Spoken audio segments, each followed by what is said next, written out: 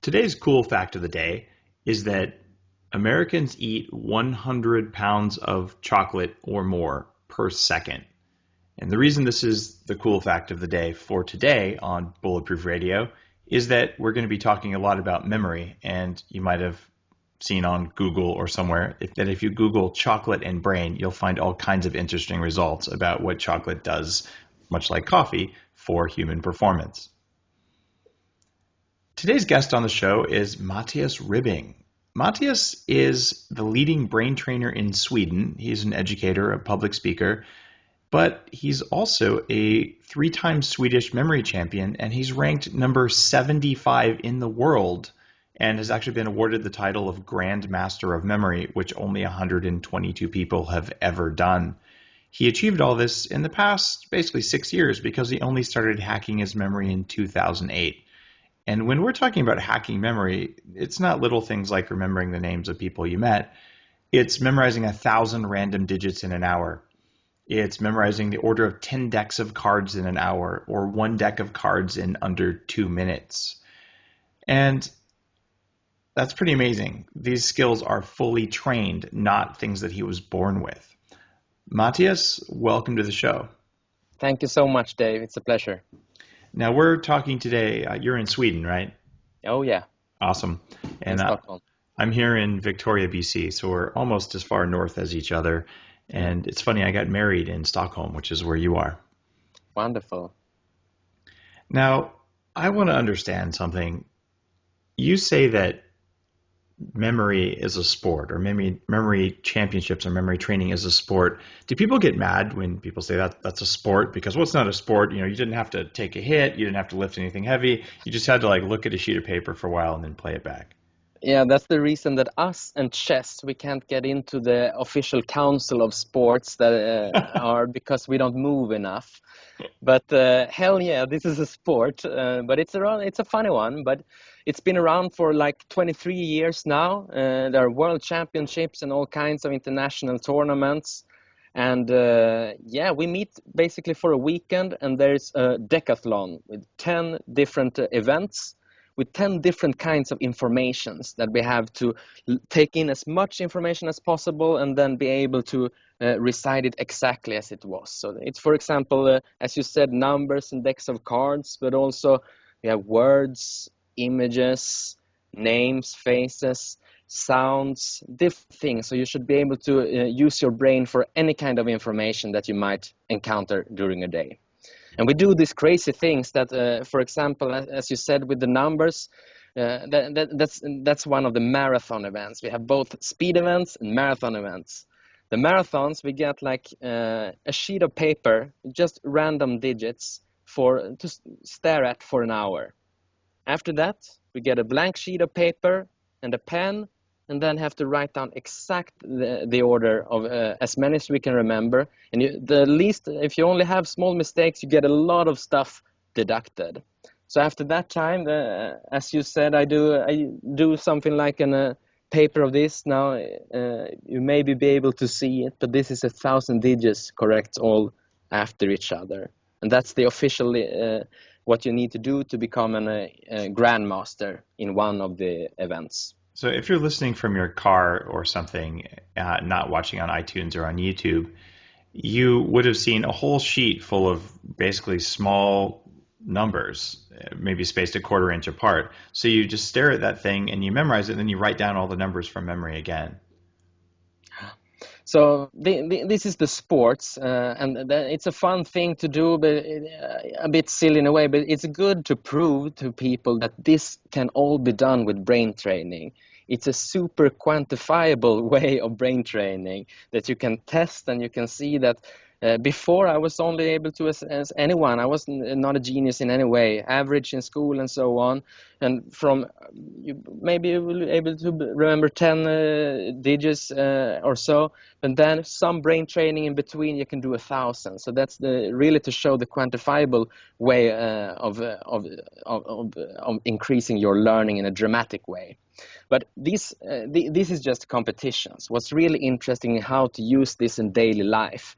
And this is why I started to train my brain and to train my memory to be able to, because I love learning. I love learning all all kinds of stuff.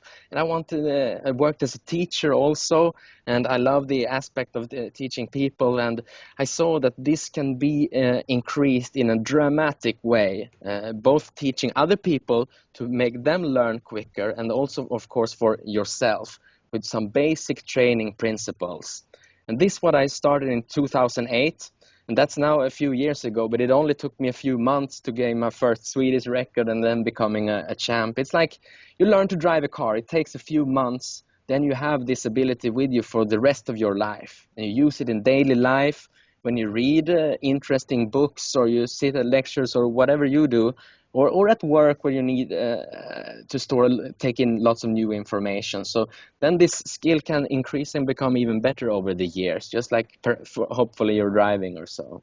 So this is the interesting thing, that to find a working strategy that you can have for learning any kind of information.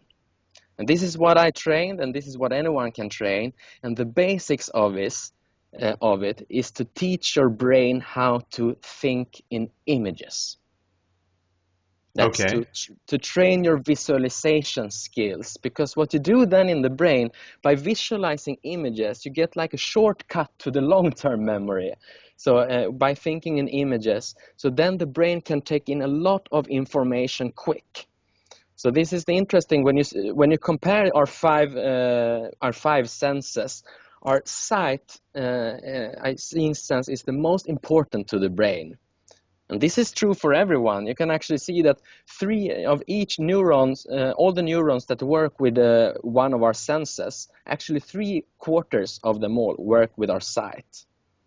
And so this is the important, if you compare it by learning through sound, for example, if I want to learn something by saying it out loud, time after time, like a telephone number or anything, you just repeat like a parrot. That's then the brain can only take in a small amount, and that is in the characteristic of our sense.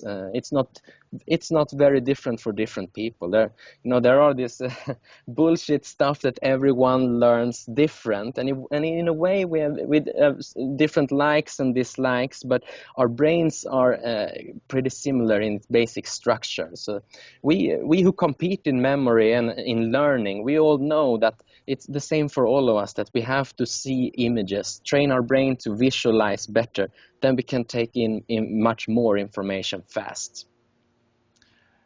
So now help me understand this. I've clearly read a few books on memory, and I'm interested in this. I'm actually working on some more intuition, creativity, but also memory training software. And how does this work? Like walk someone who's sitting in their car right now who's saying, I'd like to be able to memorize just 100 numbers, to heck with 1,000.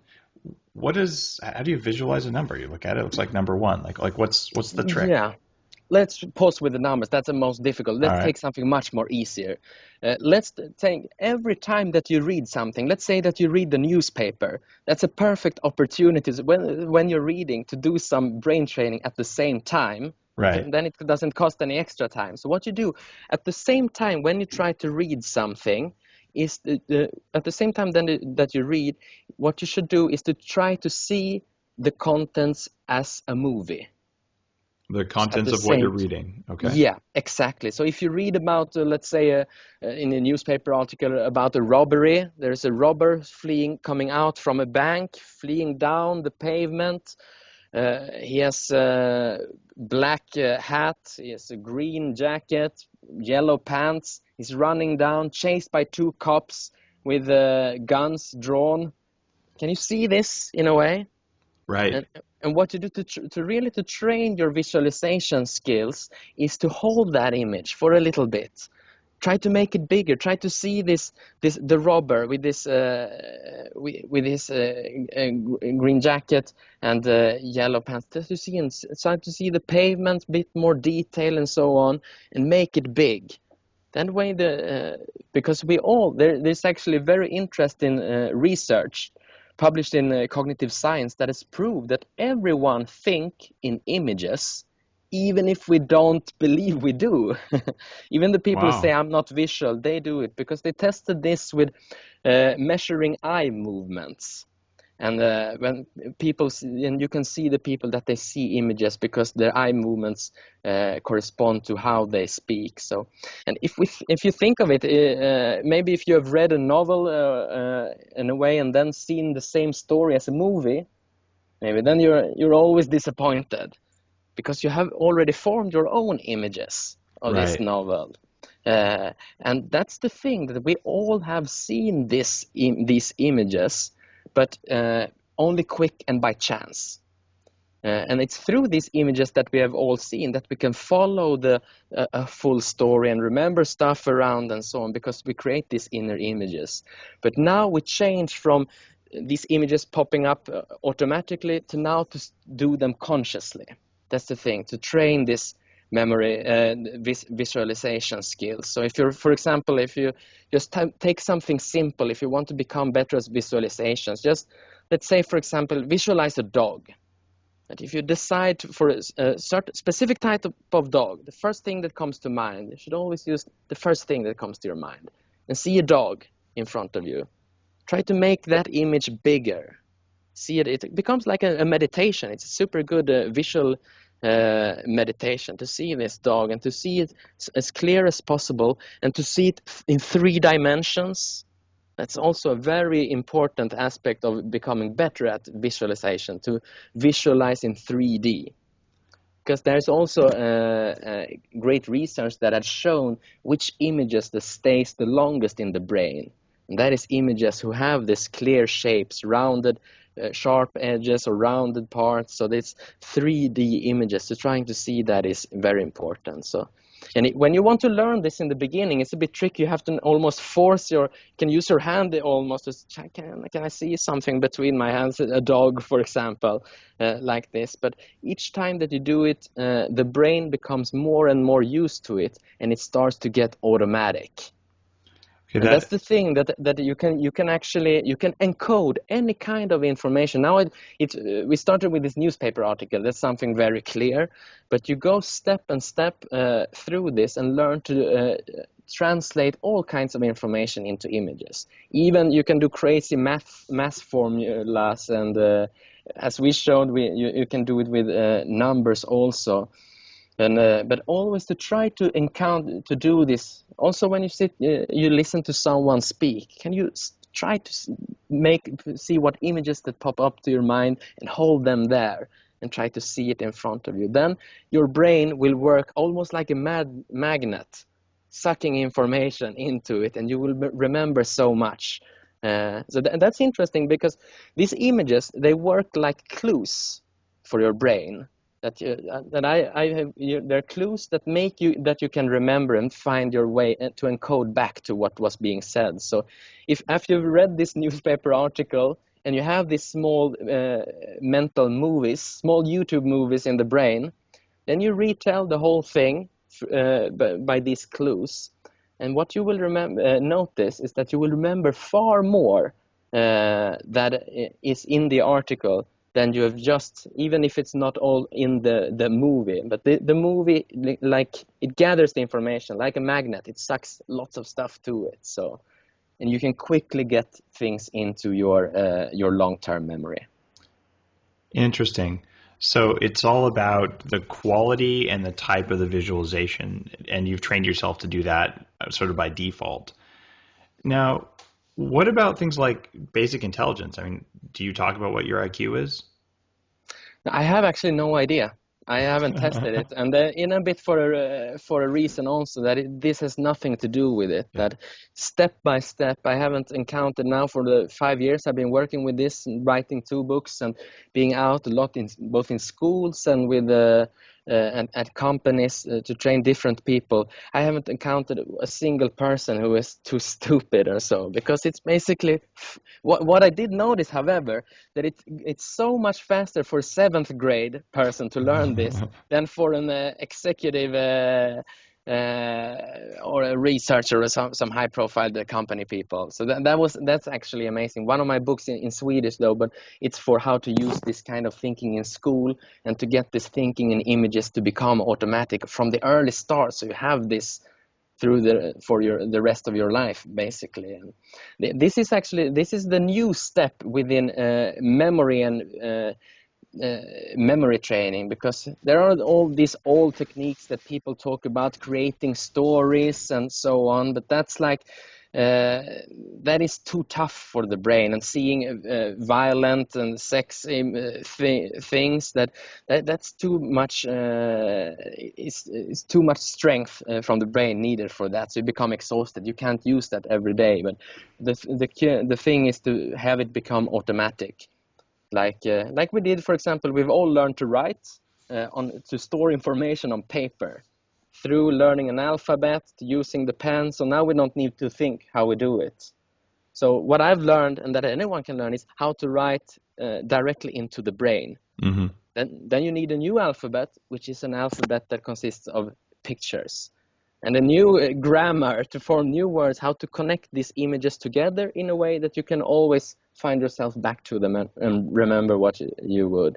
And then it's the using your mental pen, which is your visualization skills. So that becomes, so I never need to think about how to store the information. It just happens when I decide it. So having a built-in new skill on demand is something a lot of people would be interested in having, me included. What kind of commitment does it take to learn this? Like, how much time, how much effort, how hard is it? How long do you need to do this before it really becomes automatic? For me, it took about 4 months of training, 2 hours a day, 4 days a week. So that's a substantial commitment. Yeah, but look at how much time we do in a lot of stuff that people who learn to, it's like, it's 2 hours a day, 4 days a week for 4 months. Then you have it. Like you get your driver's license, and then you have it for the rest of your life. It's like a one-time upgrade, and once you've got it, you've got it. And there's great value to that. I'm interested in doing that, although honestly, for me, finding 2 hours a day for 4 months right now is probably, you need to find time in life when you're willing, and it's a good time to do that. Like, for instance, you have a new baby, right? Yeah. So would you recommend? I'm happy to have that behind me, but the thing, what I did it through an online training, which is super, where you have 60 lessons where you go through all kinds of information, how you do that and how you train it to become an automatic skill that you can use for anything. This kind of online training, I do it myself in Sweden, run it it's called Mind Academy there for Swedish people. For English people, you can find it at pmemory.com. So it's just easy, just start to train, doing each lesson, and then for 60 lessons, then you're done, and then you have this skill. So that's a good recommendation to really get it done. But you can, the key is also that even if you don't have the time, to be smart, to use, even when you read something, try to visualize it in front of you. Make the images bigger and try to see things in 3D ahead of you. For example, people who learn, you can make anything. You can in 3D. For example, people who learn new languages when you learn new signs, for example, it's almost magic what happens when you draw these signs, like in hiragana sign or Japanese or Chinese, when you draw it out and it becomes 3D, and the brain then starts to when these visual connections that goes into much quicker into the long-term memory directly, and you can have control over it. This is basically it, that this is a controlled way to use your memory, so actually you know what you know, and you know what you don't know also. So a little funny thing is that, so I've learned this, so I can decide whatever I want to remember. Even if it's a complex thing, I know how much time it will take, but I quickly can learn it and be sure that I know it. But the funny thing is that I can also decide for how long I want to remember this. If I want to remember it for a few days, a week, a month, 6 months, a year, or for the rest of my life, this I can decide. And how do you make that programmable? That sounds really interesting. Yeah, because I know what I do, that when I make these visual connections, I connect, basically what I do is always connect 2 images at the same time together. So I train my brain to 2 images at the same time, so that's become more or less automatic. those kinds of connections in the brain, I know they will be with me for about 5 hours. That's for how long? And after 5 hours, I might start to forget some of those. So if it's a competition event, then it's fine. After 5 hours, I can forget it. But if it's something important that I've learned, then I know that I have to strengthen these visual connections before 5 hours. So what I do is that I then mentally just look through the images I have created. It's very fast, and it's like you browse images on a smartphone, image after image, very, very quickly, and you do it mentally. If I do this before the 5 hours has passed, then I know that the things will be with me for the whole next day, basically. And this is approximations, but this is what's true for me where I am right now. Okay. But it's almost it's very close for people. And if I want to have it longer than for the next day, then I know I have the full next day to sometime go through it again quickly. Then I know it will be with me for maybe 3 days. So you're doing the spaced repetition where we've figured out how much time can elapse if you want to remember something forever, and you're applying that to the memory sport. Okay, that's really cool. Awesome. And the interesting thing is also that this kind of mental repetition, I never need to look at the original material again. So I don't need to have the papers or listen to whatever it was. So then I can do this at dead times during the day. That if I wait for someone, I go through a couple of images. I brush my teeth, I can go through a couple of images. Then next time I have a short time, then I go through continue where I was, go through a couple of images. So I don't give any extra time into this. Isn't that kind of stressful? Like sometimes don't you want to just take a break or just play with your baby or something like that, and you're constantly like cognitively spinning here. It seems to me like that would maybe not be a relaxing practice. No, definitely not. But it's all controlled. It's all chosen. I choose when I want to do it, and I stop when I need to stop. Just like learning how to write, that just because you can write, you don't go around writing down everything. And this is so quick. So it takes 2 minutes to go through a quarter of memorized stuff. So it's very quickly, and then it's done, and then I don't do it anymore. Okay. And it's only these first days, because if the next time I do it, for each time you do it, it stays with you longer. So then if I do it after 3 days, then it will stay with me for a week. And if I do it, then I do it once during that week, it will stay maybe 2 weeks. Okay, so you decide if it's important, you spend a little extra time on it. Well, is doping a problem in memory sports? Not so far that I know of. Are there rules against it? No. There are some kind of ethic rules, though. But this is another very interesting area, and smart drugs and so on, that I'm starting to learn more about, and what works and what doesn't. And I did some, me and my wife is a PhD in medicine. She set up a blind study for me because I got my hands on some seal tape, those fantastic guys. We carry it in the Bulletproof store, right? Yeah. So what I did, we did a blind test where for 10 days, each morning I had, for 5 days I had placebo, for 5 days I had seal tape, and I didn't know when. And I did the same routine, ate the same thing, had my bulletproof coffee every day, of course. That's how I always start my day now. So, but I did, and at the same time I did the official rules of the event speed cards, where you look through a deck of cards once, and you time it for how long it takes, and then you try. So I did 2 trials each day for 10 days. And I had no idea if I was on seal tape or not, but I saw which day worked the best. And then when we put because I never told my wife, she knows what I was taking, but I didn't tell her about the memorization results, just wrote everything down. And then we checked. And out of these 20 trials that I did in these 10 days, my 4 fastest ones were all on seal tape. And the failed trials, the rules in memory sports are super strict. Even if you have a single mistake, it's considered a failed trial. So I did 8 failed trials, and only 2 of those were on seal tape. Wow. 6 of them was on placebo. So that's substantial. Fantastic. Yeah.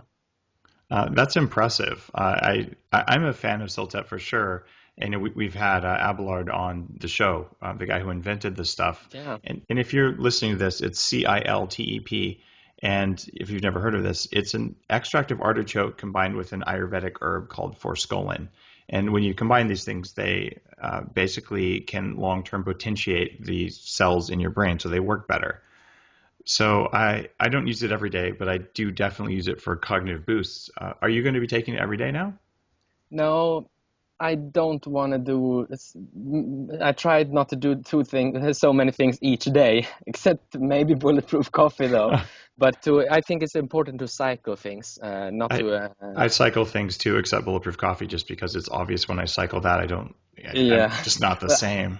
I can tell you the story. Actually, when after my first year of memory competitions, I noticed during these days that we compete, there are so tough days on the competition. Memory sports is the most tough thing you can do for your concentration. Yeah. Because you have to have there are some disciplines where each millisecond is important, because a single other thought that makes you lose a point, basically. You can so it's very like that. And I noticed we have very long days from early in the morning to late in the evening. And I noticed on my first year that I was getting incredibly tired, and I was always doing worse in the afternoon. And I saw I'm not living up to my standards here. Yeah. So what I then did, that I switched and I found out about what it is about the low-carb, high-fat diet. Yeah. And this was a total game changer for me in this. That was like, because I heard about this diet, you lose weight and so on. I was not very interested, but I had already started doing some quantifiable tests when I quit, because then I was doing all kinds of energy drinks and so on. Then, yeah. But even when I was stoked on these energy drinks, that was horrible for the concentration and focus. It's worse. So even when I forced myself to quit those, massive headaches, tired, I scored better. Wow. Even with that. So, but then the switching to the low carb, high fat diet really changes these. So I immediately had strict 3 weeks before each competition. I was super strict on this. And what I noticed was that I could go on these days like I don't know what, but the full day. I was not even tired in the evening. And the important thing for me was that I didn't have these dips. The cognitive endurance. So. You get the cognitive endurance because you have the ketones. It's like burning a giant piece of coal instead of like a bunch of like pieces of grass that just like that's what sugar does. Like it just puff and it's gone. Right? Definitely. And all sugar and stuff that all messes with your hunger sensations and so on. Because if you really want to focus, you can't be hungry. So the people who notice that, most people know that you don't have a big bowl of pasta if you want to perform in memory sports in the afternoon. So then they try to eat a small salad or so, but then they get super hungry. So then they can't perform on that either. But with a good,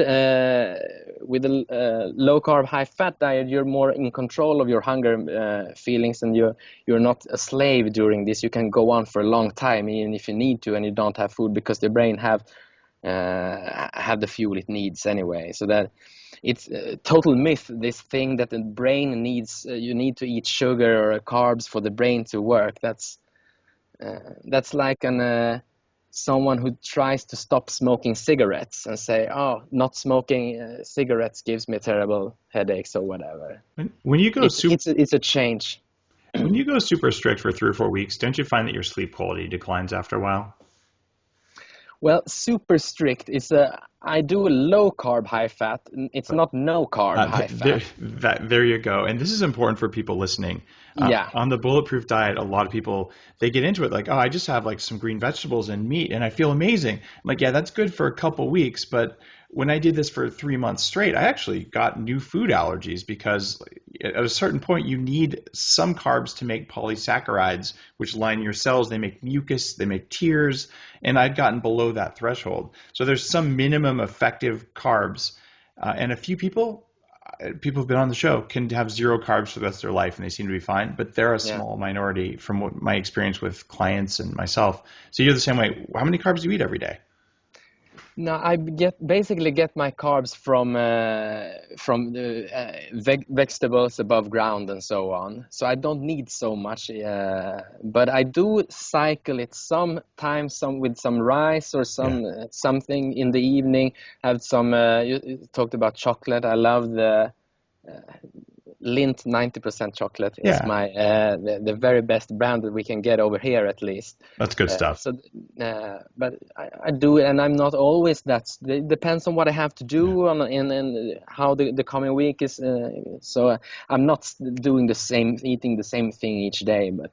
And my wife is also she's a big fan of Terry Wall's protocol. So we eat tons of vegetables and so on. So if you eat tons of veggies and a high-fat diet and a moderate amount of high-quality protein, and every now and then you have enough carbs to go out of ketosis, that's going to get you there. And Terry and I are friends. We see things very much eye to eye. I'm a fan of her protocols. She uses actually brain octane oil and the glutathione.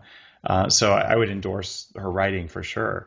So it's funny that you've noticed that. Another thing, in fact, we first met in person when you were out here on Vancouver Island.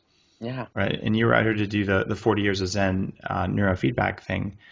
And it's interesting. During that kind of training, which for me, not having done a memory competition, the most mentally taxing thing that I know is to sit in a neurofeedback chamber for hours and hours, focusing all of my energy on making my brain do what a Zen master would do. So like you said, one little slip up, the sounds get quieter, your score goes down.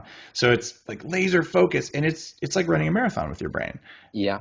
So for me to do that without, in this case, you don't even use coffee during that time, which is painful, but coffee can suppress very high alpha waves, which isn't a problem in daily life. But if you're trying to do Zen mastery work in a chamber, it is. Even then, like the replacement for bulletproof coffee is brain octane, butter, and vanilla, because without the fats, I just don't know how to bring it the way you can when you're on that high fat thing. Did you notice a difference when you were doing the neurofeedback training, 40 Years of Zen? Does that kind of intent focus feel like a memory competition, or is it a different thing? Because I only know one, not the other. It's a different thing in one way, because if you do really super focused visualization of certain shapes and so on, that brings the beta waves. Visual, of course. But it's all about control. It was a fantastic week, super intense. But it's very complementary to what I do in my kind of memory training, that's a conscious thing, that you want to become an automatic skill. Here it was finding this, that's my impression of finding the highest alpha and remaining there, to find this relaxed focus, where the place where all the ideas come to you, basically, when you're just there. So you understand things, you see connections, and new ideas pop up and so on. And to learn to be there consciously and to use that state for working on yourself or on ideas or basic stuff. So that was a really phenomenal week. I'm looking forward to I would like to do it even more if I had the chance. Interesting. Thanks for explaining the difference there. One of the things that you learn when you start to raise the alpha in your brain is that when you open your eyes or when you think about 3D shapes, that it lowers alpha. So what I don't know, though, is whether there's some line between alpha and beta, which is what you bring on when you do this visualization. And beta is not a good or a bad thing. Excess beta with a lack of alpha is bad, but it's, even cortisol, no cortisol, you die. Too much cortisol, you die. There's always somewhere in the middle where you want to be.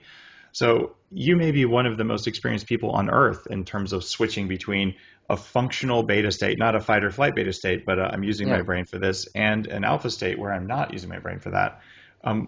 How does it feel when you switch from one state to the other? It's the sensation of control is amazing. That you can decide that it is the experience of sitting in the chamber with the tones, and you can be able to have them go up when you want to basically, it's like, and afterward this rings on, so it's like, okay, should I put on my tones now? Yeah, that would be a good idea. I don't have the tones, but I've done this so much in that week. So what do I need right now? No, now I need focused writing. Then it's that kind of focus. So it's like taming this focus to go into to different modes basically, and to what is important there was shown in that training, that it's because in your state of mind at certain time, that state is filled with so much emotions and your past and stuff. So basically it's not to be able to control and go make the tones higher or lower when you need to. You also have to be more in control with your emotions and know about them. And so this is also a very important thing when it comes to brain training, and when it comes for my memory training, also to switch on my super focus during competitions. That I couldn't have an argue with my wife before going to competition. That would be a disaster. I have to work long term with that. And I've done a lot of meditation, but to do it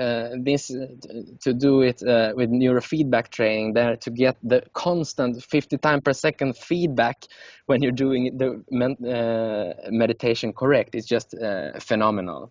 So you do meditate as part of your mental training. Is there a kind of meditation that you focus on that helps you best with being a memory champion? No, I'm very open. I've done so many different kinds. Okay. I started actually my whole inner journey of mental training. I started with transcendental meditation back in the days, and that totally blew my mind up, and I saw that there are huge possibilities in life that we are not aware of, that we're not taught about in school. But from there on, I discovered the quantifiable ways of training your brain, and how this interacts with diet and food. So food is the number one smart drug there is. It's amazing that it's not in the mainstream how much our food decides how it applies to our way of focus. Yeah. So why is this not talked about in school? Well, when the Bulletproof Diet book comes out December 2nd, there's actually a couple chapters on food and focus, because it's such a big thing. And the mechanisms, I've mapped that out as best I can with studies and science and anecdotes. Because like you said, if they would just tell you that, every ninth grader I know wants to pay attention, and they're just as frustrated as we are when their brains are like bouncing all over the place. And then we're adults and we're trying to work, and you're in a meeting and you start thinking about whatever the heck it is you think about. That is tied to what you ate, and it's just non-obvious, but it is. So you've got that because you've developed this laser focus so that you can just focus and remember things. So you'll notice when the laser breaks up, and then you correlate that to what you ate. What's the food that's most kryptonite for you? Like the thing that just doesn't work?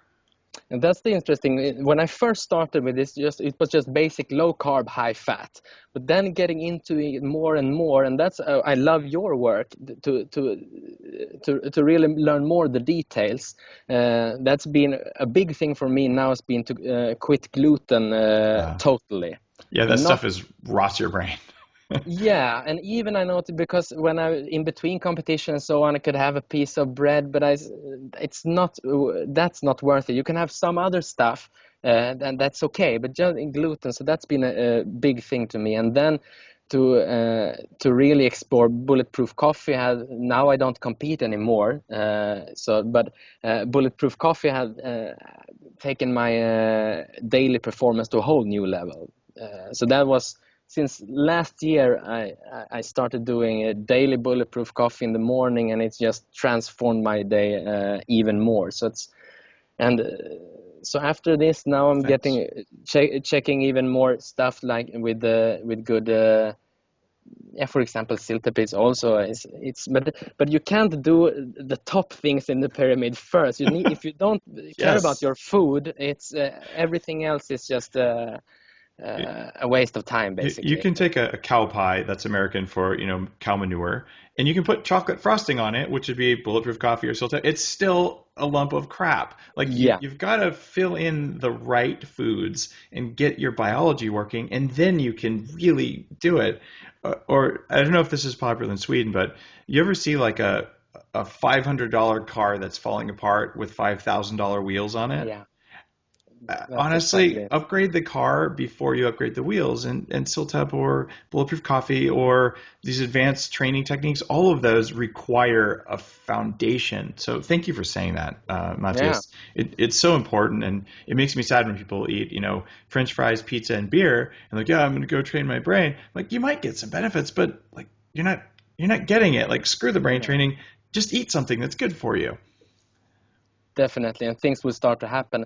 And to add to that whole scheme, I would say also to care about you need to pay attention to both the software of your machine and to the hardware. Yeah. So with the food and all this hardware, it's super important. What I do with the memory training is like getting the best software program for the brain. And these are colored. You can't have a high speed working software if you have crappy hardware, and vice versa in a way. So they are both important. And to throw a bit of heart in there, you also need to work on your emotions and relationships and all that kind of gooey stuff. The super geeky part of me, being a cloud computing guy and computer innovator, there's hardware, which you got to get your cells working and your hormones, like eat good stuff. And there's like a layer of firmware, which a lot of people don't even know what that is, but these are like the chips that have software on them that are in your computer. So when you turn it on, it knows how to load the actual software. And that firmware layer is like your sympathetic nervous system, your fight or flight response, that gooey stuff you just mentioned. Yeah. If that stuff isn't working very well, it doesn't matter what you're trying to do with your thoughts, because your firmware that's sitting between the hardware and your thinking, it gets in the way. And the lack of focus from being hungry, well, that's a firmware function. The firmware's like, I'm freaking out here. I didn't get the bagel I wanted. So then your software gets a glitch. So for me, I had to start with the body. And like I've been transformed, and then I had to deal with the emotions, and all of a sudden then I could do things like pay attention, and I could use the attention for anything, whether it's memory training kind of stuff, which admittedly I haven't done a lot of your kind of memory training at all. I've read about it, or like the 40 Years of Zen, or anything like writing a book, or just like being fully present. I don't know that you can achieve the heights of memory mastery that you have if you have like all sorts of emotional stuff stirring. So did you use TM to get rid of not get rid of, but at least to tame the emotional, spiritual stuff that sits between your thinking and your body?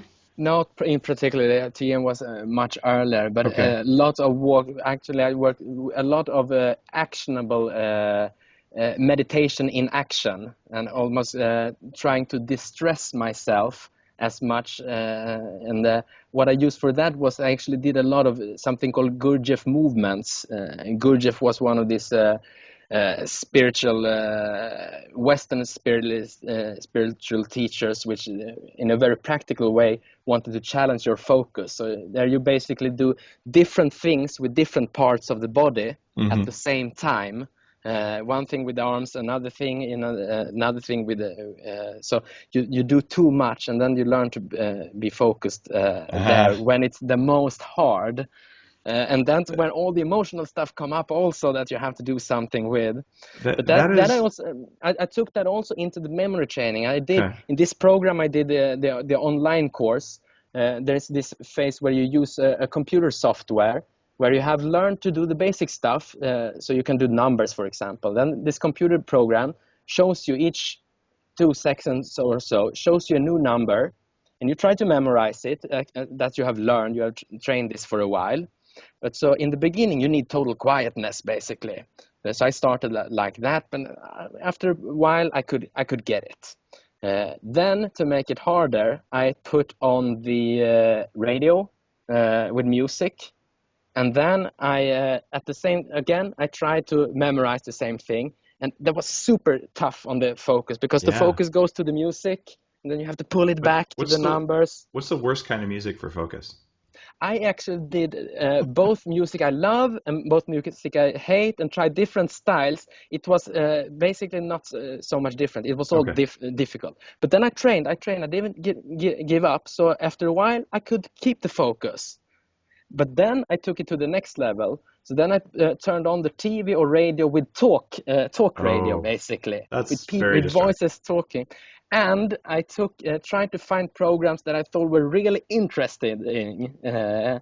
So interesting stuff with people talking about, but all the time focus on the numbers, the training. And then again, results dropped terribly because I wanted to listen to this stuff. But I continued pulling my focus back to the numbers, and after a while I couldn't do the focus even there. So that has been a very solid part of being able to have super focus. So you can see that in memory competitions, most people sit with a big, they have both earplugs and big building head cups. But I never use any of that stuff because I'm prepared. Even Wow. if people are making noises, I can put on my focus because I've trained it like that. I don't need to make everything quiet around me because I want to use my focus and memory skills anytime in any situation. I've got to say, if people aren't impressed by that, this is no different than someone who's practiced that incredible focus to power lift or to become an advanced martial artist. You're just training focus, which is harder to see, but those skills do not come easily. Like they come with a lot of work, and your comment about it causing especially the Gurdjieff movement exercises, causing just frustration. I did something a while back called 5 rhythms dancing or movement, and it was something that made me feel like an absolute complete failure. And that's what it's designed to do. And Yeah, you stand in a circle, and there's someone in the middle banging a drum, and there's someone else playing this crazy Brazilian instrument that's stringed. It sounds cool. I don't remember what its name is. And then there's a dance, and they show you the dance, and you start doing the dance, and then they change the music and they change the dance constantly, and it's overwhelming because you're trying to put your feet in the right place, get it right, and then your nervous system, basically that firmware layer, yeah, gets in there and goes, you're dumb. Everyone else is doing it. You're not doing it right, and everyone else's mind has the same thing going on, but you don't yeah. know it. So you spend like 6 hours feeling like the world's dumbest person. When you're done, you're like ready to cry. Mm, And the whole point of it is to make you face those feelings so that they'll shut the heck up. And exactly. and so what you did is you trained that early on, and then you went in later and then you started, I'm going to train while I'm doing my skill with all these crazy distractions. That requires a lot of willpower and focus. Man, kudos. That is not a simple practice that you developed there. It's interesting what you can do, and I didn't even tell you the last step of that ladder, Oh, what is because it? when I had the noises from TV and so on with people talking, and then random numbers, 2-digit numbers coming randomly, the last step was that I started at the same time. I counted loudly 99, 98, 96, 97 at the same time, memorizing completely other random numbers. That's impressive. But Wow. this actually, because happens in the different senses, that it almost gets easily, because the speaking, the hearing sense, I put that automatically beyond 99, 98. So the numbers that come on, it's only visualization, and that is the key to remembering. So I don't say the numbers. They're only because the speaking is busy with other stuff, so I can only focus on that. So that is, and that, by the way, I had to upgrade that system also with I said I had an image for each 2-digit numbers. That made me too slow, and I had difficulty of reaching my grandmaster title with the numbers. So I had to upgrade it. So now I have a different image for each 3-digit number. So you have 1,000 So images I have that you 1,000 store. images just for numbers, which makes that I need less images, but I will get So more numbers like that. what image is associated with 999? That's it's like a tie in a turquoise tie. A turquoise tie. All right. This kind of bow tie Okay, thing. yeah, a bow tie. Got it. That's 999. And that's the interesting thing, that language is limited. There are only so many words. but there are endless amounts of images. If you say elephant, I can easily have 100 images for elephant. I can have a pink elephant in plastic. I can have a elephant that is sitting down. It's made of chocolate, or a half-cut elephant in iron. All those are elephants, and so you can have basically some of those images I have. So I have to think, how do I describe these images? Because it's a picture, it's not just the concept of a bow tie. It's a picture of a specific bow tie in a specific color and a specific knot kind of thing. Exactly. Right. It's in a specific shape. Awesome. Well, you have a fascinating brain, Mattias, and we're up against the end of the show. And there's a question that I'm sure you're expecting me to ask because you've heard the show before. And I'm hoping you haven't prepared ahead of time for it. If you have, you remember your answers. So the question is, what are the top 3 pieces of advice you'd have for people who want to perform better at whatever it is they're here to do? I don't mean just memory tips. I mean, if you want to kick more ass at being human, what are the tricks? Yeah, we have talked about so much, but I want again to say to find a way to work on your emotions, to work on upgrading your relationships, not to sit by yourself in a cellar, try to upgrade yourself with different supplements or training mechanism, but to upgrade your relationships, to upgrade with the opposite sex, with the experience of sex, the relationships with your parents, all these things you really have to work, and that can really clear away stuff, so you can take your mental focus or whatever you want to do into whole new levels. But you can't skip those things. But for some people it's too much. I want to do these fun little chemicals, but you won't get anywhere if you don't deal with your emotional issues. And I know someone said this a very good thing. I thought, if you have parents, you have issues. So get started working on your relationships to other people. That would be one thing. Great. And this is more of a summary then. But then that we have, so to speak, for the heart, then for the mind, to train yourself to become a visual thinker. Because everyone can do it. It's just a matter of getting into that new habit. You can take in information and use it and understand things much quicker. And it also becomes a very creative thing that we haven't talked about, but never mind. For the mind and then for the body, stay off the grains, sugar, eat plenty of butter with coffee or whatever, and you'll be fine. Great advice, all of the above. Where can people find out more? And I should say, by the way, we should have mentioned this earlier. You run the Swedish distributor for Bulletproof products in Sweden. So definitely give your URL so people in Sweden can order those things and also learn about your memory training, the other things you do. People in the rest of the world may be interested in things as well, especially to the extent you have them in English. So what are the URLs we should know about? Yeah, you can always contact me on Twitter, Mattias Ribbing, and I have not an English personal webpage yet, but I will have to get that stuff now, I guess. But I have to tell you about this, that our new company, I teamed up with a leading paleo educator in Sweden, Jonas Bergqvist, who's expert in the body, expert in the brain, and my wife, PhD in medicine with outstanding scientific skills. We've started this company Succeeder, which wants to find the real solutions for optimal physical and mental performance. So your Bulletproof products, we absolutely love them. And we are now, I just heard the other day, we're also allowed to ship them out to the whole of Scandinavia. So beautiful. Go to succeeder.se if you want to have it much easier with the customs than if you have to import from the US. Yeah, we ship to Europe because people ask us to. We don't like doing it either because there's always some immigration guy somewhere border. We have no control over it. So by all means, I love it that you're willing to do that and that you're helping people get the good stuff over there. Yeah, and in Swedish, if you're in Swedish, the memory training is mindacademy.se. If you're in English, go to pmemory.com. That's the same way I learned it. You can do it the same way. Just take the lessons one by one, and there you have the whole thing. Okay. So I'd love to hear some thoughts from people. Just contact me on Twitter. And Mattias, did we confirm, are you going to be coming to the Bulletproof Conference on September 26th through 28th?